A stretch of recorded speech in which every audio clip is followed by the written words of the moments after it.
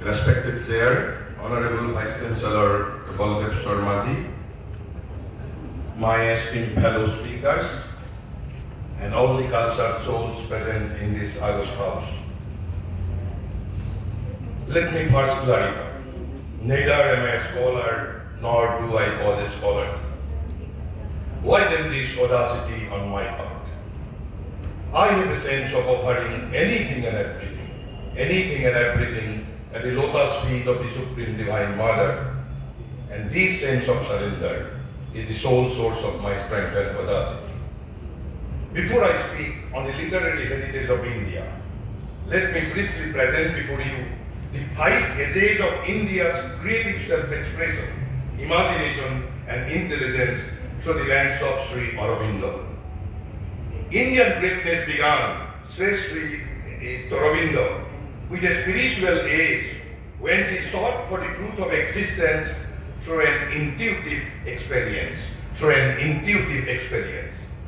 The second long epoch of India's greatness was an age of the intellect, the aesthetical sense, the dynamic and enlightened will in action to govern life by the light of spiritual truth. That is to say, after the age of the Veda and the Upanishads, the heroic centuries of action and social formation and thought and philosophy, the age of the Ramayana and the Mahabharata. It was the great classical age of Sanskrit literature that followed these heroic centuries of action. The classical age was the great age of flowering of intellectuality, with the curiosity of detail in respect of scholarship, science, art, literature, politics, sociology, and mundane life, etc. In the post-classical age, India attempted to lift up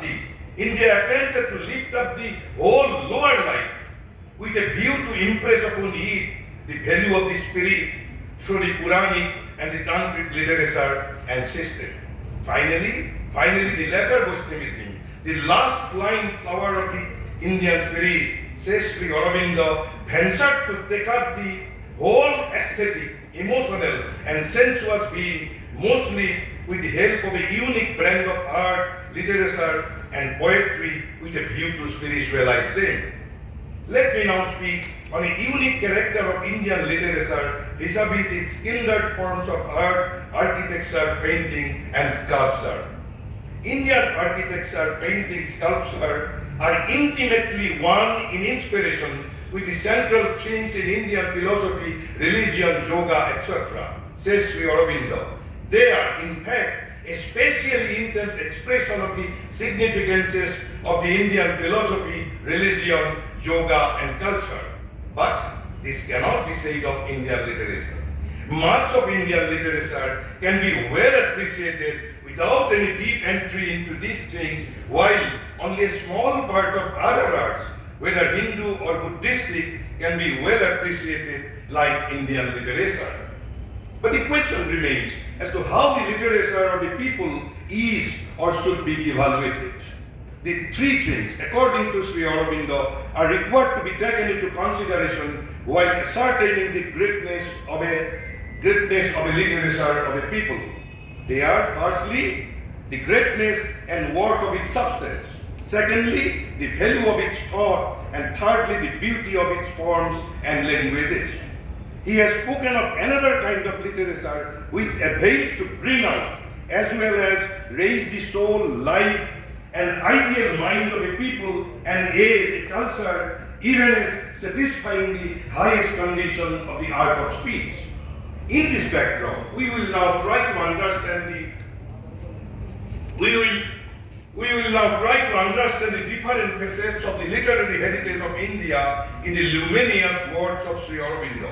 He says, the achievement of Indian mind in both this respect is so stupendous that it cannot be depreciated, disputed, and denied even by the mind that is always and most disposed to quarrel with the different character of Indian culture. Let me now quote Sri Aurobindo in his own words to know how stands Indian culture in both this respect. He says, and let me quote, "The ancient and classical creations of the Sanskrit tongue, both in quantity and in body, an abundance of excellence, in their potent originality and force and beauty, in their substance and art and structure, in grandeur and justice and charm of speech, and in the height and width of the reach of their spirit, stand very evidently in the front rank among the world's greatest literature." Unquote. Language is another yardstick by which the beauty and value of forms of literature of a people is evaluated. Referring to the Sanskrit language, Sri Aurobindo says, and let me quote, "The language itself, as has been universally recognized by those competent to form a judgment, is one of the most magnificent, the most perfect and wonderfully sufficient literary instruments developed by the human mind, at once majestic and sweet and flexible, strong and clearly formed and full and vibrant and subtle, and its quality and character would be of itself a sufficient evidence of the character and quality of the race whose mind it expressed and the culture of which it was the reflecting media. The great and noble use of it, made of it by poet and thinker, did not fall below the splendor of its capacities." Unquote. Indian mind did not express in the Sanskrit tongue alone. We have to take into consideration about a dozen tongues in which ancient mind of India did beautiful and high creative things if we are to take full account of India's literary heritage. Let me quote Sri Aurobindo here too. "Nor is it in the Sanskrit tongue alone that the Indian mind has done high and beautiful and perfect things, though it casts in that language the larger part of its most prominent and formative and timeless creations.